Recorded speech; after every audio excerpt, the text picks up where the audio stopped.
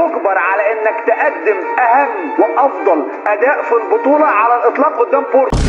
ايوه زي ما سمعت كده، انت مجبر تقدم افضل حاجة في احسن حاجة في اجمل حاجة، انت ما عندكش اختيار تاني. وزي ما كنا بنقول دايما 11 راجل في الملعب.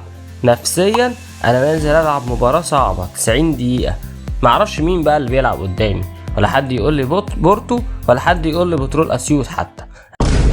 وما تحسبليش حسابات الصعود، انت الان تلعب لكبريائك الكروي وهبتك الكرويه والانطباع الكروي اللي لازم تسيبه. انت ما عندكش اختيار، ما عندكش اختيار. انا نازل اكسب وبس، ونرجع ونحذر انت ما عندكش اختيارات. فمن وجهة نظرك كده ايه افضل تشكيل للاهلي يلعب بيه قصاد بورتو؟ ونتقابل بعد الماتش ونتناقش. سلام. جمهور النادي الاهلي وبالنسبه للاهلي وبالنسبه لاسم النادي الاهلي، ايه اللي انا بتكلم فيه؟ كبريائك الكروي. لابد وان يكون لديك كبرياء كروي وهيبه كرويه.